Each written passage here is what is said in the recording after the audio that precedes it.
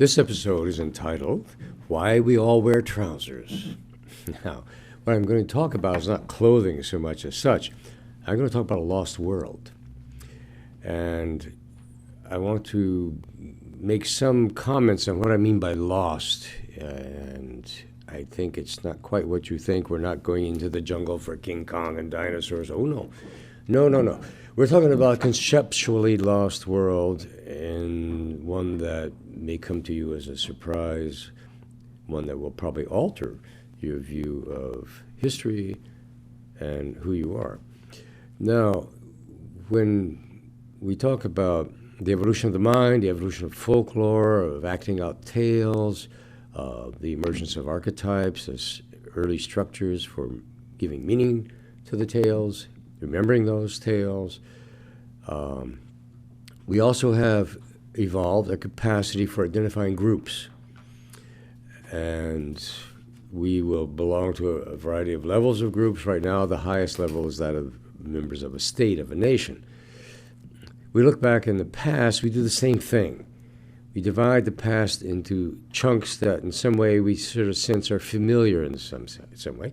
So what do we look at? We look at ancient Greece, look at ancient Rome, and we may know vaguely in some way that, well, there were more interactions, and the Greeks dealt with the Phoenicians a bit, or maybe with the people to the north called Thracians. The Athenians had Scythian policemen, whoever they were. We go to the Romans, of course, they had a huge empire, and they conquered the Gauls, and they conquered this people and that people, whatever. So some of these conceptual chunks of history are a little bigger than others, but they are chunks. We hear about them in the books. You can buy a book on ancient Greece, a book on ancient Rome, and so forth. You go take a course at a history department, you'll get these chunks delivered to you. Medieval Europe, history of Russia, so forth and so on. Many of these chunks or divisions reflect kind of modern things, old nations that are looking back in time. But I'm going to take you back in a way that distorts this and ties these familiar chunks into patterns that you have not been taught, that are not available in your average history book or your average history curriculum, but things that, in fact, are very hard to deny, things that explain a great deal about what is familiar and ordinary in our present world. And one of these is about a lost realm that extended at one time across a huge stretch of prairie, the biggest stretch of prairie on Earth. Traditionally, instead of being called prairies, they're called steppes, S-T-E-P-P-E-S. And it's the same word as prairies, the same thing. They ran from Hungary, or actually just a bit west of the city of, of the city of Vienna, all the way across what is now Ukraine and Russia, into western China, and then all the way across the north of China and northern China, Mongolia, and all the way out virtually to the Pacific Ocean, a huge expanse of prairie with grass, the occasional river, occasional gully, whatever, but basically a realm for people who wanted to ride on horses or ride around on wagons. It was a realm almost designed by nature for nomadism. Nomadism simply was a way of having lots of meat, lots of milk, lots of cheese, and lots of cattle to give you those things, and lots of grass to feed those cattle. And it was just an irresistible, natural way to pick up a way of life that was nutritious and gave you a great degree of freedom. You could ride all around. And it was kind of an ocean of grass. And I'm going to talk about people who came from that zone and spoke certain group of languages. I mentioned before the Indo-European family of languages, and these people spoke two branches from that language family. The big one was Iranian. The surviving familiar Iranian language is that called Farsi of modern Iran, hence Iranian, but these are different. Perhaps Pashto in Afghanistan is closer. There's a tiny language in the North Caucasus called Ossetian, from which a whole bunch of Nart sagas have been taken in my second volume of Nart sagas, one that came out this year from Princeton. And there are a few others in remote places in Tajikistan and the highlands around northern Pakistan, India, and westernmost China. Salikoli, Wanji, Ishkashmi, Rokhshnani, things you've never heard of. These are tiny little survivors of what once was an ocean of language. The other little group is a group found in some documents in a cave. Its language is called Tokharian. We think it's even older than Iranian, representing a first wave, more or less, of nomads that went out, and then sort of gave ground to the second wave, which were those of the Iranians. Now, all these are gone, except for those little relics, and they have been replaced with Turkic languages, languages related to the language of Turkey. These would be Kazakh, Uzbek, Kyrgyz, Uyghur, Turkmen. And there's a bunch of little ones up in Siberia that Altai and stuff you probably haven't heard of, are not really relevant to our story today. Now, what's the story? The story starts out with clothing. What kind of clothing? Oh, let's go back to some of those historical chunks that are familiar and sort of you can approach and maybe watch a drama, watch a movie about them. Ancient Rome, Ben-Hur, blah, blah, all that. Togas. Romans, what are the Romans doing? The soldiers are running around with little skirts. The civilians are wearing togas. The ladies are wearing, men are togas, ladies wearing gowns. Greece isn't very different. Now, the empire was wonderful, great civilization, it fell. What happens when it falls? Well, pretty much they fall, go into chaos, they're wearing togas. Go into the Dark Ages. What happened to the Dark Ages? Well, it's hard to know because we're the Dark Ages. We come into the late Dark Ages, early medieval period. What's going on? Where are the togas? Where are the little skirts that the soldiers wore? They're gone. They're wearing trousers. They're wearing boots. They're wearing jackets. What happened? Did someone think up these marvelous new fashions during the Dark Ages? I bet you they didn't. It was the Dark Ages. Very severe period for European history. What happened was that the trousers were brought in by this lost civilization. If you're riding a horse, you're not going to want to do it in a toga. You can probably tolerate it a bit in a short little Roman skirt, and maybe you end up with some chapped legs. Okay, but if you want to really ride a horse and do it comfortably and be on that horse all day long, day after day after day, you better have on trousers. And then, if you're riding through some brush or whatever, you don't want to wear sandals. Your toes will get caught and broken. So you wear boots. And if the wind is blowing, as it does in open grassland, and you get sort of a chill, you're going to wear a jacket of some sort to keep warm. What are we talking about? Pants, shoes, boots, jacket. We're talking about clothing that we now wear. Look at me. I'm wearing a jacket. I have, believe it or not, you can't see it, but I assure you I'm wearing pants and shoes, finally, to top it off. Where did this come from? We're still doing it now, since the Dark Ages, over 1,000 years. Variety of forms. At some point, men were running around tights, as Monty Python was fond of telling us at one point in their comedies. And it's proven to be very practical wear. It's nomad wear. It was invented by the nomads of Central Asia who spoke Indo-European languages, specifically Iranian, probably before that, something like Tokharian. What were they doing? Well, if the Indo-Europeans expanded drastically and rapidly and extensively by being nomadic and mastering horse riding, what happened when they collided into various peoples in Europe? They settled down. They may have continued to raise horses and all, but they became settled, localized. The one group that carried on the old Indo-European fashion of life, of wandering about, were the Steppe Iranians.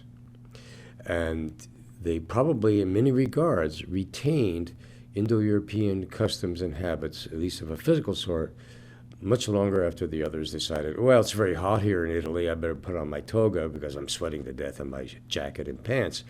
So a lot of what we see in Rome and Greece is probably local adaptation to climate that reflected fashions and habits of civilizations prior to the advent of the Indo-Europeans into those zones. The nomadic Iranians kept them. The climate, the conditions, the way of life made them a sensible and reasonable adaptation. Okay.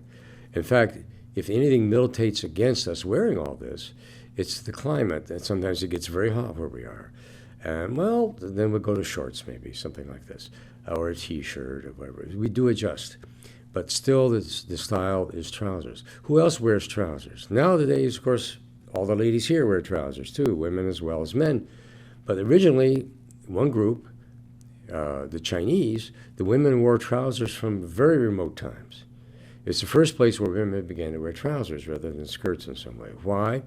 It's not clear, except that when we look at what we have for relics from the Iranian world, it seems that the women pretty much stuck in wagons and were allowed to wear gowns as a result. But for some reason in China, the Chinese picked up the trousers from these nomads who were washing up against their western shore. They built a big wall to keep them out and all that. And the women also took on the trousers. So they were pioneers in that regard. And there was no feminism, particularly for the poor women in traditional Chinese culture, but still they were allowed to wear pants. So it's riding gear. We're wearing ancient Iranian and probably ancient Indo-European riding gear. And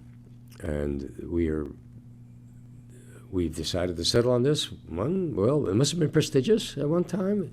The Iranians that were coming into the Roman Empire and fleeing people like the Huns, must have been seen as a kind of military elite, and it must have been seen as the thing to wear. And probably the people who were riding horseback were very limited, and the people that really needed these clothes were a handful, but hey, they were the powerful ones.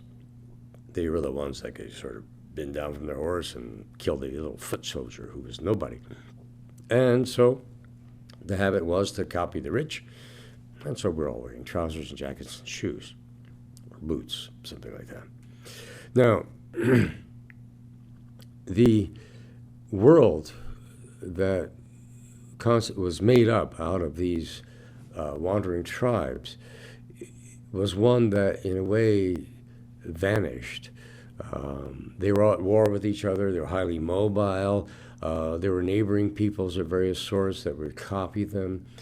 Within historical memory, we have one group that speaks non-Indo-European languages, the Hungarians. They speak Ugrian languages, which is a branch of Finnic, or Finnish, distantly related to Finnish and Estonian. We call them Finno-Ugrian, and they're the Ugrian branch. They probably arose somewhere east of the Urals. They seem to have copied what the nomads are doing and came riding in and settled in what is now Hungary. So various peoples, we have that example of peoples on the margins adopting these habits and then mixing in successfully in the nomadic world. It seems that at a more remote period, one group that did this was the group we called Huns. And they came in, and while the Iranians were busy fighting one another, they waited until they were sort of worn out and exhausted and took advantage of all this and began to chase them out. Where did they go? Well, they went into Europe. They had already gone into Europe in some ways because they were ferocious fighters, were highly effective, fearless, very mobile, and had invented a whole array of fascinating military hardware, so to speak. We'll talk about that in a second. And they settled down in various parts of the Roman Empire and beyond. And when it collapsed, they became the military aristocracy of that time.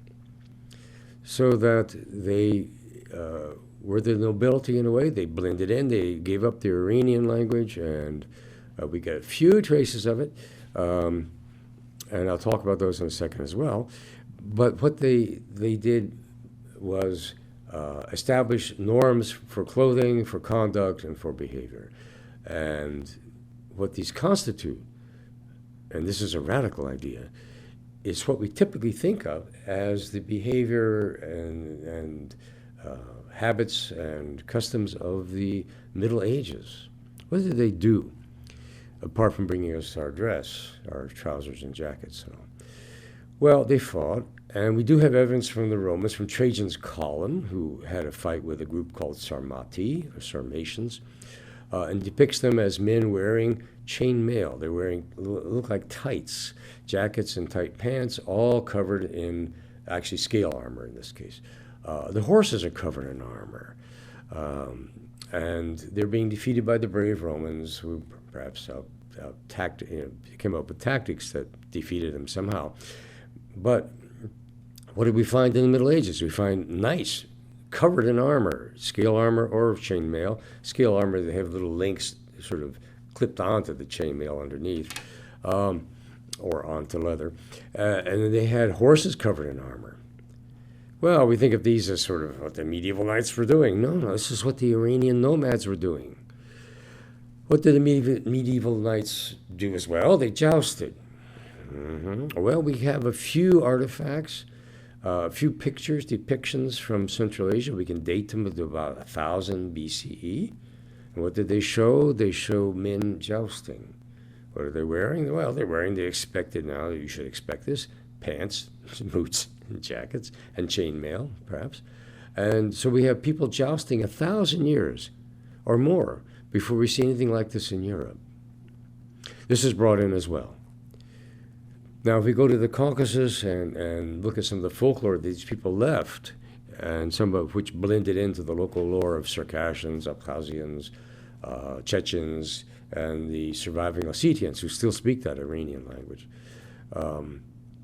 What do we find? We find chivalry. We find people dueling. One guy's hard-pressed. He says, please, I beg mercy. Okay, I will grant you mercy. I will not kill you now. We will meet in a week at a certain spot and duel once again. Chivalry. Chivalry to the women. And in fact, they will meet again and they fight. This is classic medieval chivalry and knightly conduct. What do the women have? The women have those great flowing gowns. Why? Because they were in the wagons. What do the medieval women of Europe wear? Flowing gowns. They don't wear the togas and kind of gowns we see in Rome or Greece. Right. What else did they have? The women had long, pointy hats. They still had them in the Caucasus until about 200, 150 years ago, even with a scarf down below, hanging from the top of the conical hat. The conical hat was riding gear for certain of the tribes. And we see this in some of the wall friezes at Persepolis in Iran, where the various nomads are coming, bringing tribute to the Iranian Shah of ancient Persia. And here it is, medieval woman's garb. And in an art sagas, we have one case in which the woman wants to stop two men fighting. She throws her handkerchief between them. Well, this is an old Iranian custom from the steppes, medieval Europe as well. Chivalry. A lot of talk about the origins of chivalry. It's weird. It seems strange in some way because it doesn't agree with what was going on in Rome. It doesn't agree with what little we know about the Dark Ages. Well, there's a lot of talk about it perhaps arising in some funny way from the Crusades, and where the women had to be treated with great respect because their husbands were away and the woman was in charge of all the wealth and so forth. It may have contributed to it. But if you know some of the history, you know about this lost world, and you know about the material preserved in the art sagas of the North Caucasus, it's obvious where this comes from. This comes from Central Asian warrior elite, and it's spread throughout the structures of Europe. Now, the Great Prairies were good for raising cattle, but they were also good for traveling around, and you could ride for hundreds of miles and stop somewhere along the way and trade for meat or trade for trinkets or whatever. And in fact, this became an important route of trade between the Far East and Europe and the Middle East. And later it was called the Silk Road, and prior to that it was just a path of travel. Marco Polo went on it. We know some accounts from him. We know about the great onslaught of the Mongols, Genghis Khan and whatnot, before Marco Polo went out. And we know the Huns came in, and the Turkic people, Bulgars later and whatnot, all these tribes. And we associate this with sort of trade of spies. When dynastic wars erupted, no one really appreciates this, but when this area broke its trade routes, the European powers set out over the ocean to try to restore trade in spices and the other things familiar from these sources. and in fact began the great age of European expansion and imperialism. So that was actually triggered by a kind of cataclysmic set of wars that took place in this zone. But the trade and the wealth generated by trade went back thousands of years. So when we start digging up artifacts from this lost world of the Steppe Iranians, we find enormous quantities of gold. Beautiful art of an animal style, it's called. Sinuous depictions of stags with fancy stylized antlers, panthers, griffins. The griffin comes from this area. The recent paleontological find is of a large carnivorous bird, sort of like a meat-eating ostrich or something that might have been the basis for the griffin. And we actually speak now of a Scythian-style animal art. The greatest collection of this is in the Hermitage in St. Petersburg, because much of this work was done by Russian archaeologists, Russian scholars, Soviet scholars. And there's still, this is a great center in the Institute of Oriental Studies in Moscow, where they're looking at all this. We have some of the names. We get some of those from the Greeks who dealt with these people. And we have things like Masagati, Isedones, Iazyges, Sarmati, Scuti, Aryans, Royal Scuti or Royal Scyths, Roxolani, all this. Now, I can give you etymologies for a lot of these names. The Masagati, for example, based on patterns inside the Ossetic language, simply means those of the great clan. Masa is great, Get is clan, and T is a plural in the end. So those are the great clan. The Isidones, Dona's River, Danube. Don in Scottish as well. The Don River in Russia is an Iranian name. The Dnieper is a little fancier version of the same Iranian root, D-O-N. So the Isidones are those of the icy river, and they were way out sort of almost into Siberia. And we find frozen bodies in Siberia. We dig them up. And these are not people of Mongol or Mongoloid aspect or Asian aspect. These people look European. And they have tattoos all over them. And we know that the tattoos look like the animal art that we see in the gold. Same art, same kind of style. So these are, we know, are burials of people from this culture of the Steppe Iranians. And we have as well other names I can give you off the bat. Iazyges, I'll get that out of the way. That one we don't know. That one's a very strange one. We know Aryans. This is a late version of the word Aryan, and that root also is the origin of the word Iran. It depends on the dialect. And Aryan, let's put Hitler aside here. He was a maniac and deserves to be put in the garbage can of history. But Aryon, with an O instead of an A in the second syllable, is what the Indo-Europeans apparently call themselves, and it simply meant people. I've argued in some of my studies about the origin and etymology of that name, and most people simply call themselves people. Who are you? Oh, we're people. Who are you? You know, so Dutch, that simply means people, and so forth. See, Alan was the Aryan ones, or simply the people. Roxolani, Rox was the word for white.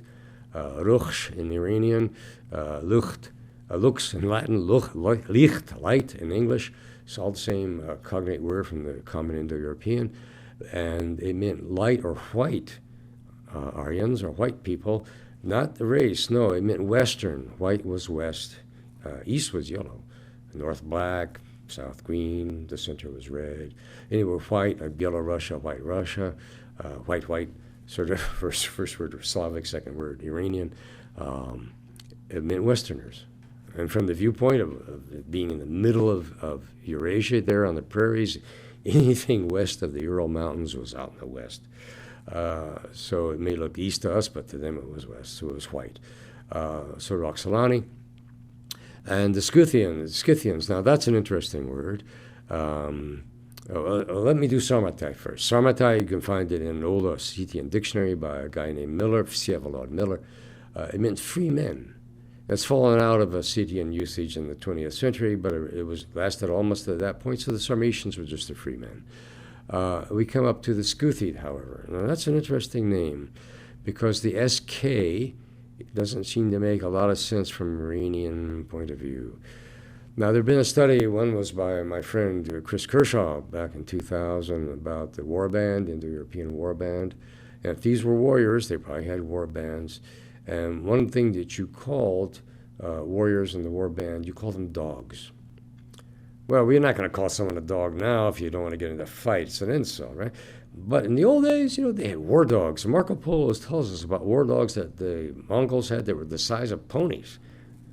And we get some in Irish lore in the tale of Macdatho or Macdatho's boar. He has a giant dog, a giant war dog. The great hero of Ireland was in fact called a dog or a hound, Cuchulainn.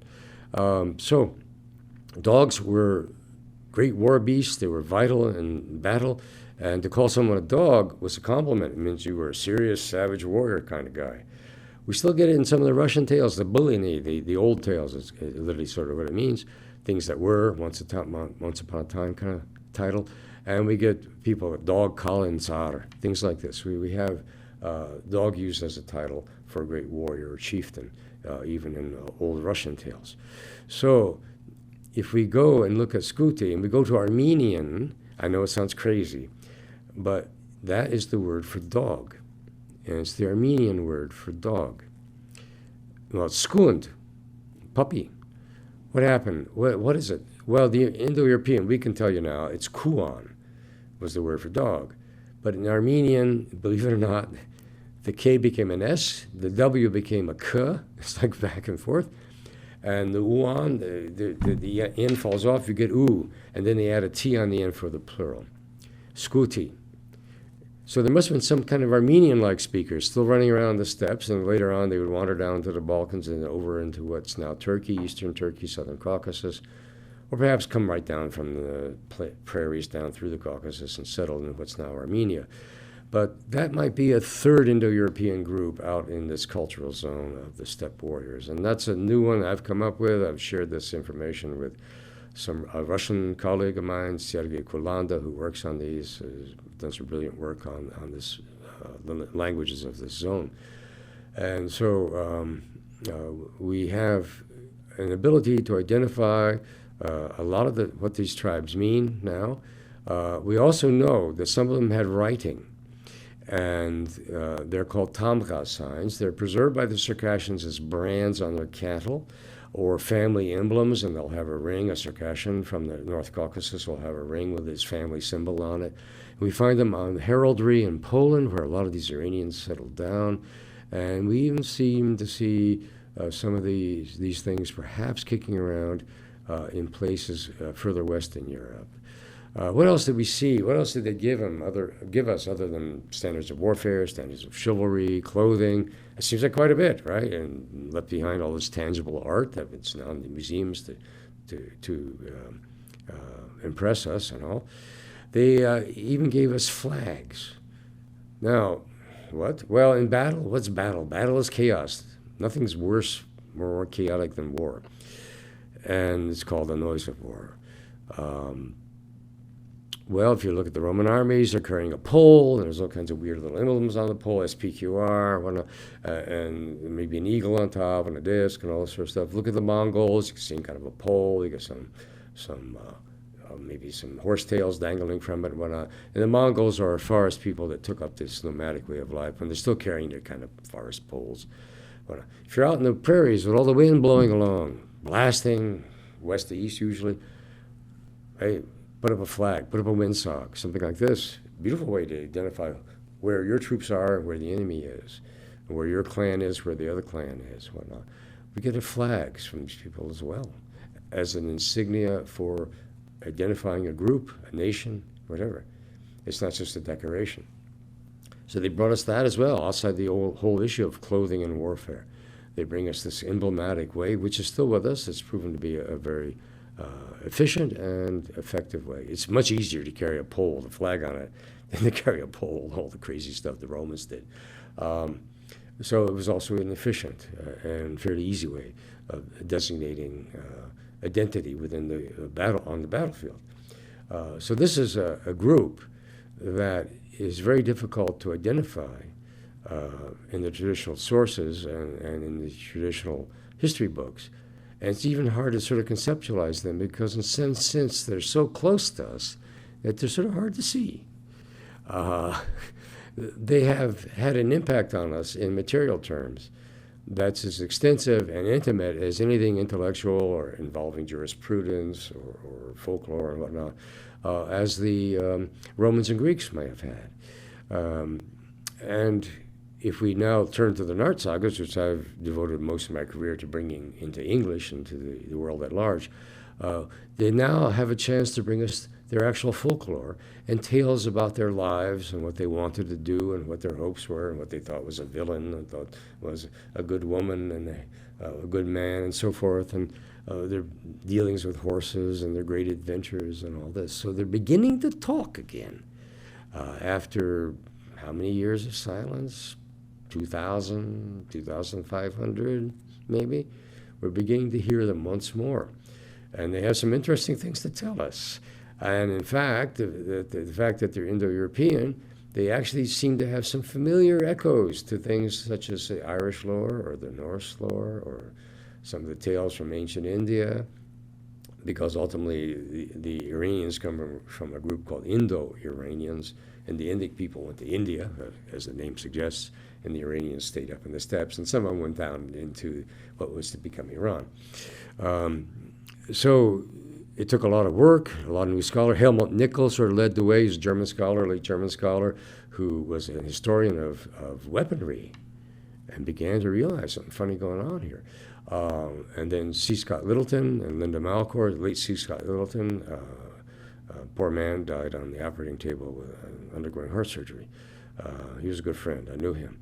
And his grad student and then protege, Linda Malcor, still here in California, they argued that a great deal of what goes on in King Arthur comes from this part of the world as well. And if you know anything about Celtic lore, and you look then at King Arthur, if you know about Cuchulainn or Finn and the Fenians, these sorts of things from ancient Ireland, or the tales of the old Welsh world, Rhiannon and all this, and you go to King Arthur, something has happened. Very few of those Celtic figures still persist in the King Arthur. The ideas of conflict, the ideals, everything else, very different. In fact, Arthur has become a paragon of medieval chivalry in some way, a definition of it. The Round Table, the knights, the queen, and so on. Guinevere is one of the few Celts that's still there. Something has happened. Someone's brought in something here. Well, what Scotty and Dr. Littleton and Dr. Malcor think, and I agree, is that somewhere the Narts have come in, somewhere the Iranians have come in, and what they have brought is a round table. Where's the round table? You'll sit down at a table out there in the prairie? No, probably not. Going to be around a campfire. That's right out of the Caucasus. The round table is right out of the Circassian household. So they picked up some of those people. Some of that stuff came in. The round table, equals, chivalry, jousting, chainmail, the whole works. There you have it. We'll talk more about King Arthur and some of the arguments that circulate around that and the issues of using folklore for national identity and personal identity in another episode. But the impact there is on a major European tradition, and it's one that is so vivid and so powerful that even today, even in the 19th century, Idols of the King and all this, we were still adding to it as though it was a living, actual tradition that we could use and adopt to express our hopes, ideals, and vision of the world. Now, why did we not have this? Why did we have to dig out these Steppe Iranians? Why was it so hard? Why was it so complicated? Well, in a way, the zone they lived in, which gave them all this freedom, also denied them refuge. They denied them stability. They were not able to establish great cities. They saw no reason to establish great cities. There were trading posts. There were outposts. And these probably were manned or staffed by people who had been earlier nomads, like the Tocharians I mentioned. And when the Turks came in and sort of took over all this, and the Huns and Turks, the Iranians retreated into those cities. They're called Sarts, even though they now speak Turkic languages. They gave up their language. And Sart is an Iranian word. It's Indian Kshatriya.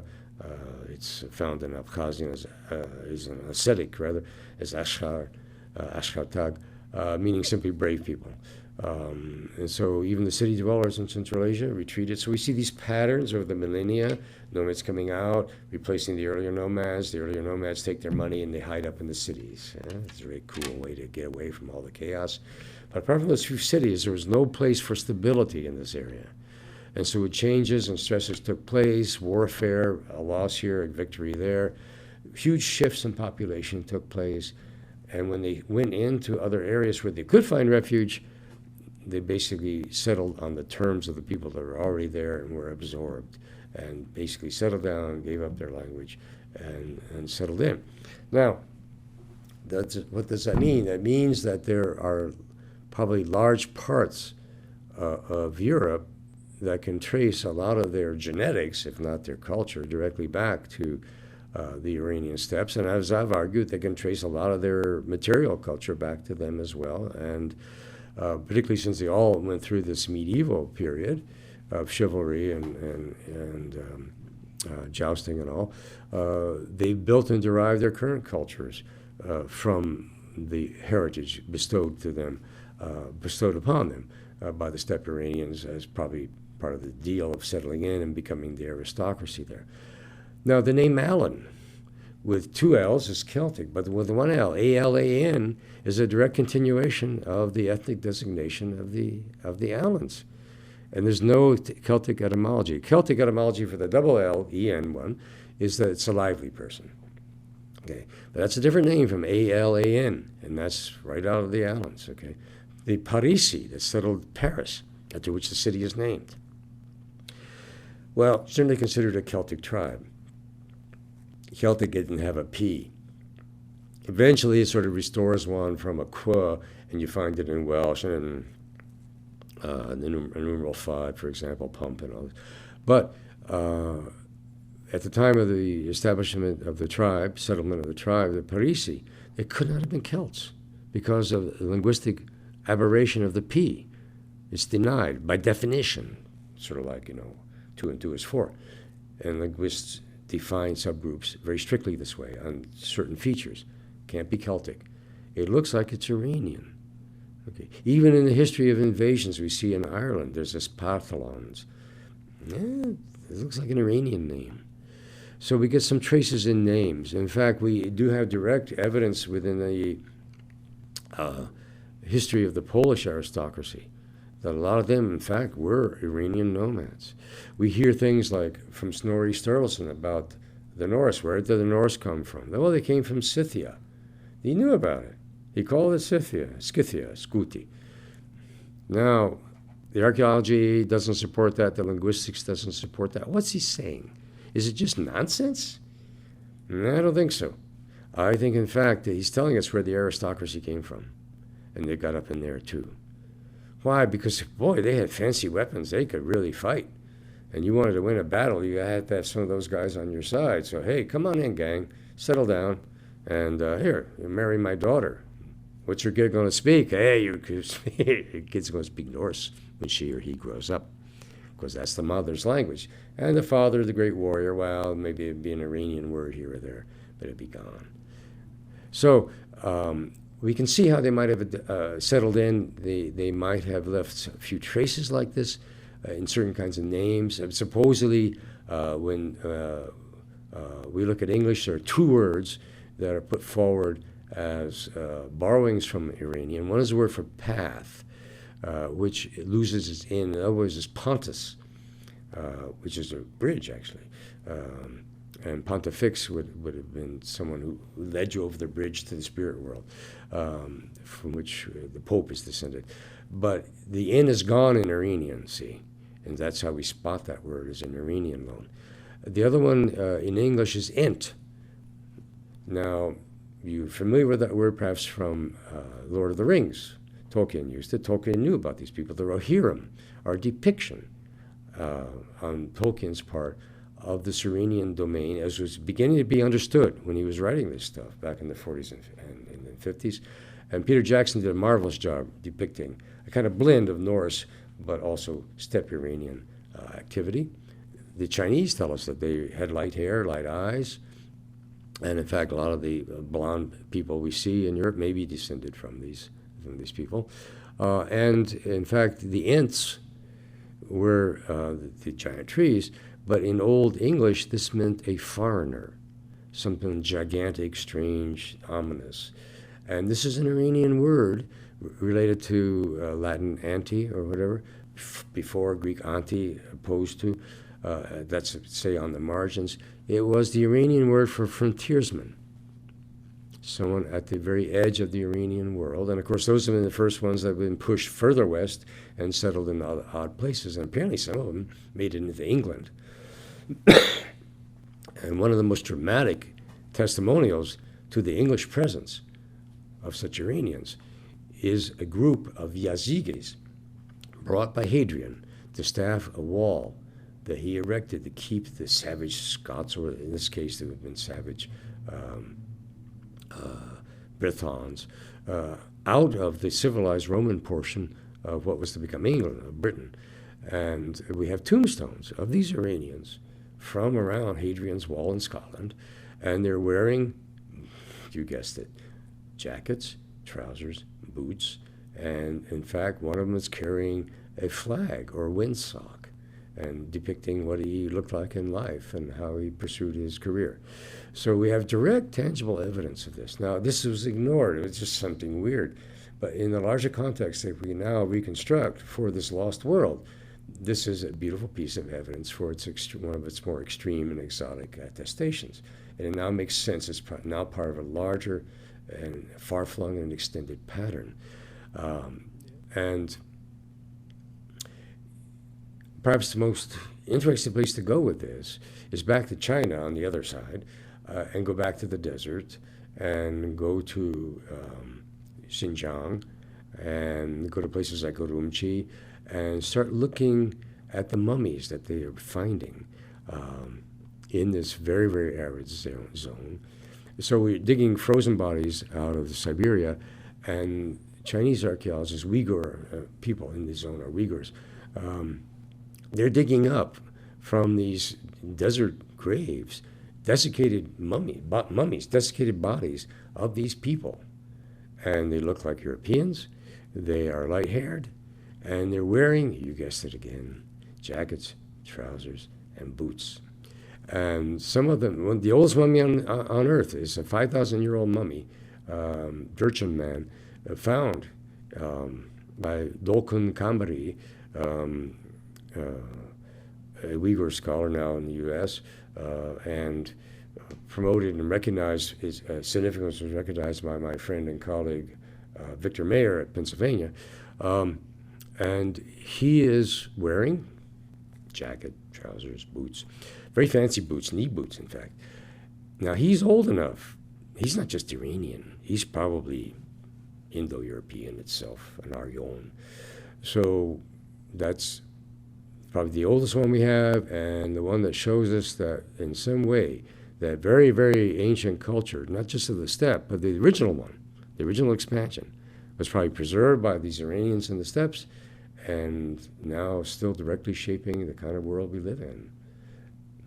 I hope that makes things a lot more intelligible and sensible when you go to the Gap or some other store to buy your next set of clothes.